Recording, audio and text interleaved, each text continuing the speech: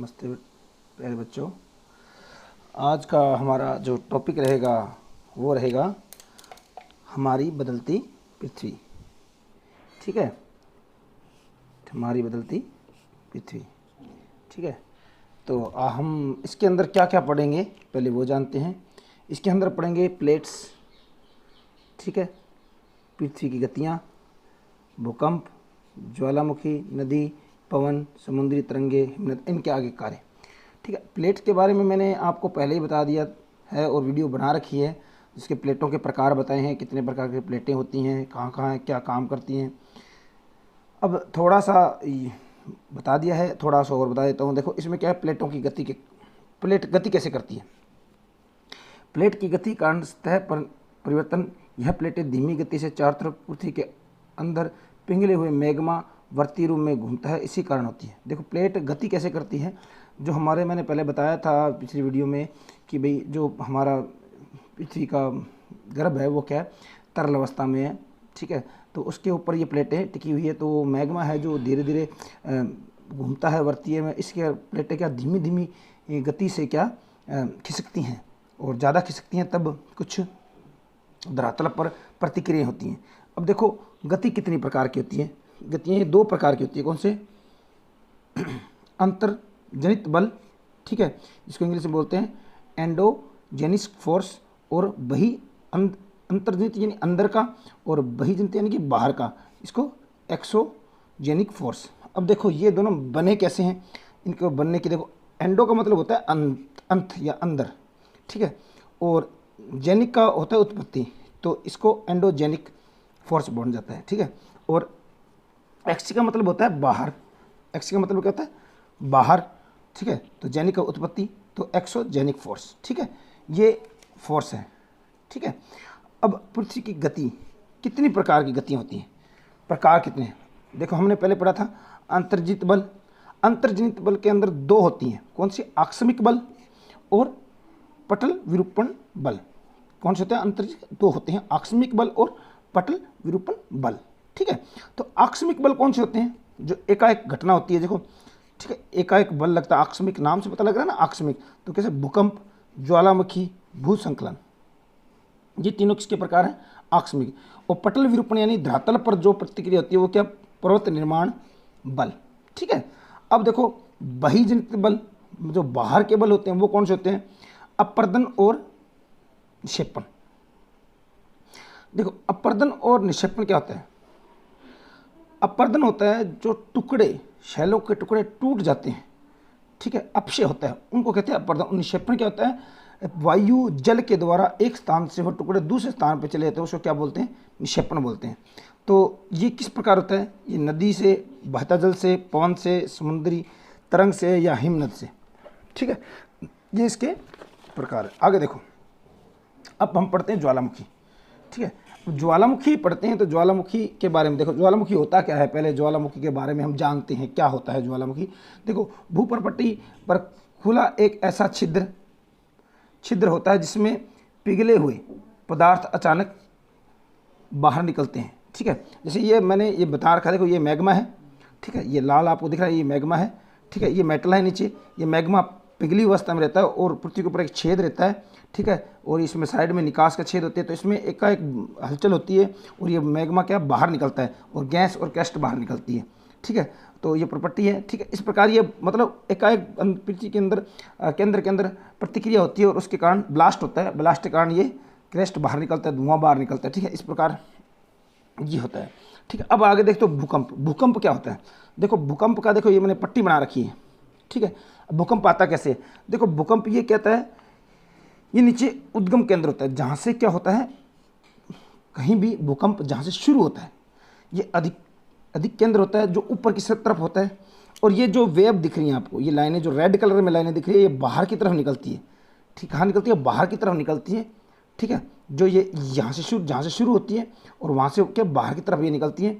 और ये बीच में जो आपको देखे प्लेट सीमा, ये दो प्लेटें हैं, इन प्लेटों में अगर कोई आगे पीछे किसी प्रकार की गति होती है तो ये क्या हिलती हैं, तो ये तरंगे निकलती हैं, तो इस प्रकार भूकंप आता है। अब भूकंप देखो, भूकंप के तीन तरंगे होती है भूकंप में। कौन कितनी तरंगे होते हैं? तीन तरंगे। अनुधैर्य तरंग, पी तरंग सबसे शक्तिशाली होती है, ठीक है, सबसे शक्तिशाली तरंग होती है, अनुदैर्घ्य या पी तरंग भी बोलते हैं इसको।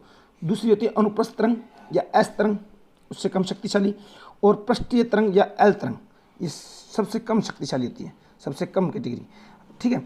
अब ये जब ये तीन तरंगे होती है, तीन तरंगे मिलकर ही मतलब जो हमारा भूकंप का मापन करते हैं, जिसमें किसको बोलते हैं सिस्मोग्राफ से होता है यंत्र। तो इन तीनों तरंगों के आधार पर ही रिएक्टर स्केल पर इसको मापा जाता है भूकंप की तीव्रता को। तो इन तरंगों के ही माध्यम से ही इनको माप सकते हैं, ठीक है।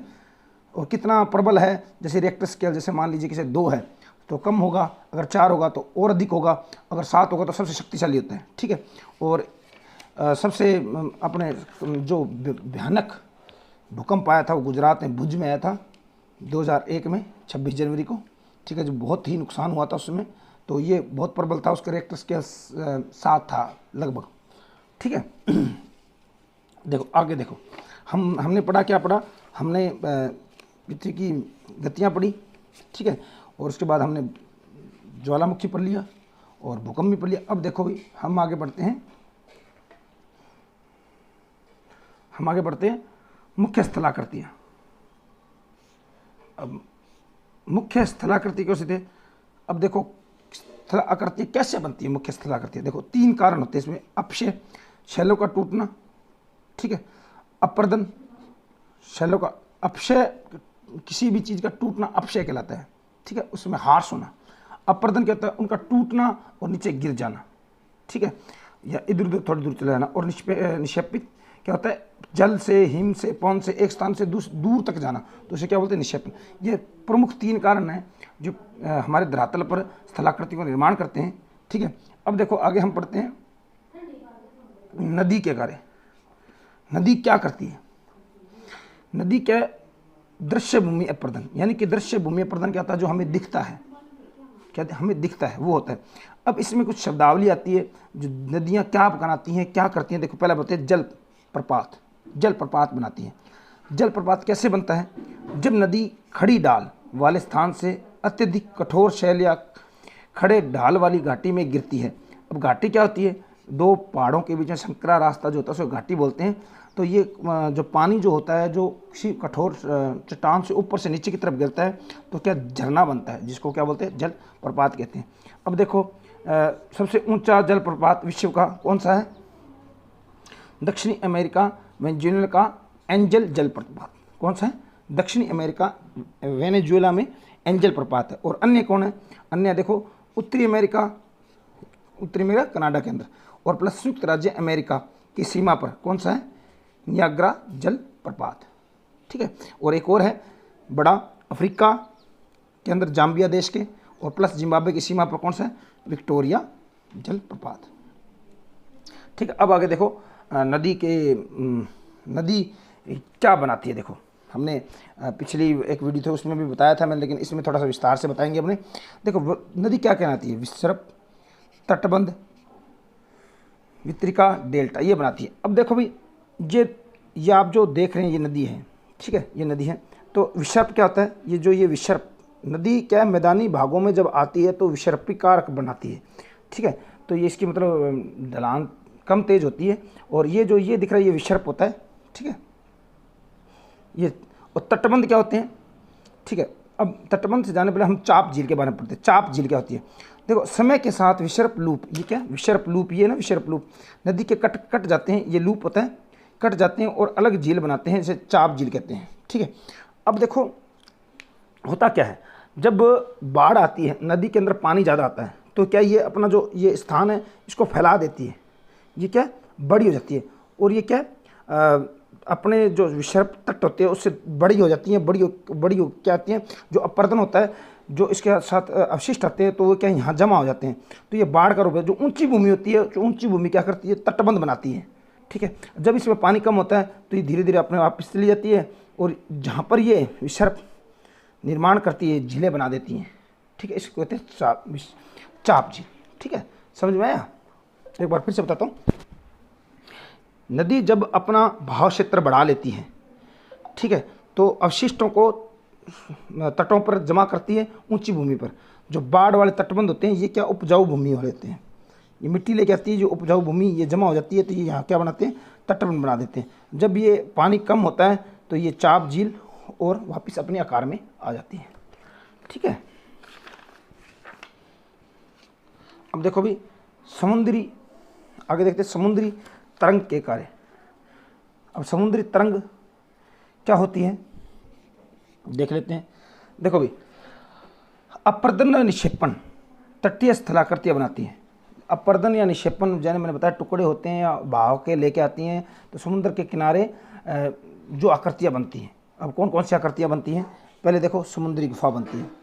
अब समुद्री गुफा क्या होती है, समुद्री तरंगे लगातार शैलों से टकराती हैं, जिसमें उसमें क्या आती है, दरारें आती हैं। समय के साथ ये चौड़ी और बड़ी हो जाती हैं, तो वो क्या बना देती हैं, गुफा बना लेती हैं। अब तटीय महराव क्या होता है, अब ये जो तटीय एक समुद्री गुफा होती है, इसमें पानी बार बार टकराता रहता है और केवल क्या बच जाती है, छत बच जाती है।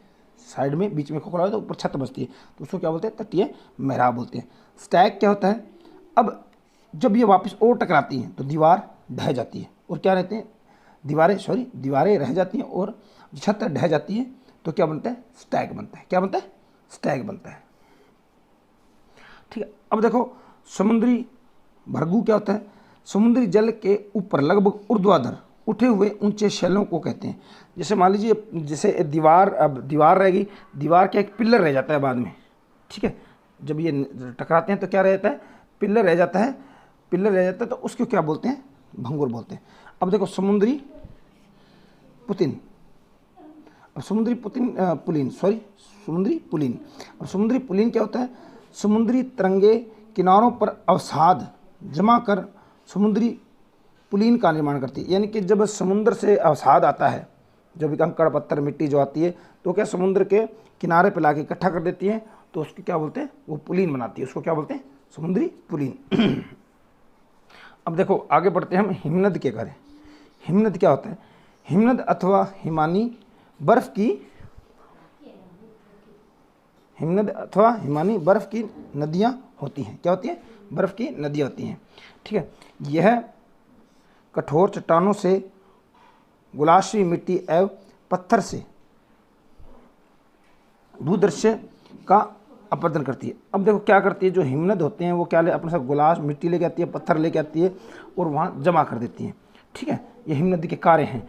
अब देखो झील कैसे बनती है, झील के गहरे गर्त का निर्माण करती हैं। ये क्या नदी है, क्या गहरे गर्त का निर्माण करती है, क्योंकि ये बहुत तेज़ी से चलती है, तो वो पत्थरों को काट देती हैं, जगहों को काट देती हैं, तो उस गर्त के अंदर क्या पर्वतीय क्षेत्र में बर्फ पिघल कर उन गर्तों में भर जाती है, तो क्या बनता है, सुंदर झील का निर्माण होता है। अब देखो आगे क्या है, हिमनद या हिमोड़, ये क्या होता है, देखो ये भी देखो, हिमनद द्वारा छोटे बड़े शैल, रेत व तलछट की मिट्टी निक्षेपित होती है। ठीक है, छोटे बड़ी रेत टुकड़े होते हैं, तलछट होती है, शैल होती है, उनको बहा कर ले जाती है, तो एक स्थान पर जाके क्या कर देती है, वो उसको इकट्ठा कर देती हैं, तो उसको क्या बोलते हैं, हिमोड़, हिमनद या हिमोड़ का निर्माण होता है, इसे हिमोड़ कहते हैं। ठीक है, अब देखो भी आगे हम थोड़ा सा और हमारा, ठीक है, ज़्यादा नहीं। अब देखो आगे देखो पवन के कार्य। अब पवन के क्या कार्य है, अब पवन के देखो, पवन अपर्दन एवं निक्षेपण प्रमुख कारण है। कहाँ, रेगिस्तान में अपर्दन निक्षेपण का प्रमुख कारण क्या है, पवन होती है, आंधी चलती है दूर। और छत्रक शैल क्या होती है, अब छत्रक शैल क्या होती है, छत्रक शैल मैं आपको बताऊं कि जब मिट्टी रेगिस्तान में हवा चलती है, तो क्या मिट्टी ऊपर की बजाय से नीचे से ज़्यादा हटती है, तो उसमें क्या है, नीचे मिट्टी हट जाती है और ऊपर एक छतरी नुमा बन जाता है, उसको छत्रक कहते हैं। ठीक है, अब देखो बालू का टिब्बा क्या होता है, जब पवनें चलती है कहाँ, रेगिस्तान में, चलने पर वह अपने साथ रेत को एक स्थान से दूसरे स्थान तक पहुंचाती है, बिल्कुल पहुंचाती है। जब ये पवनें रुकती हैं तो यह रेत बिखर कर पहाड़ियाँ बनाती हैं। क्या, इसे लंबी लंबी पहाड़ियाँ बनाती है, आपने देखा होगा मुश्तल। तो इसको क्या बोलते हैं, बालू का टिब्बा, या हम हमारे राजस्थान में लोकल लैंग्वेज में धोरे भी बोलते हैं। क्या बोलते हैं, धोरे। अब देखो लोएस क्या होता है, लोएस होता है जब ये बालू कण कण विस्तृत क्षेत्र में निक्षेपित हो जाते हैं, यानी कि ये बालू कण बहुत बड़ी क्षेत्र के अंदर निक्षेपित होते हैं, तो उसे क्या बोलते हैं, लोएस बोलते हैं। तो ये ज़्यादातर कहाँ है, चीन में बड़े बड़े लोएस पाए जाते हैं। ठीक है, तो इस प्रकार हमारा ये चैप्टर समाप्त होता है। धन्यवाद। आपको वीडियो अच्छी लगी हो तो लाइक करें, सब्सक्राइब करें और कमेंट करें। धन्यवाद।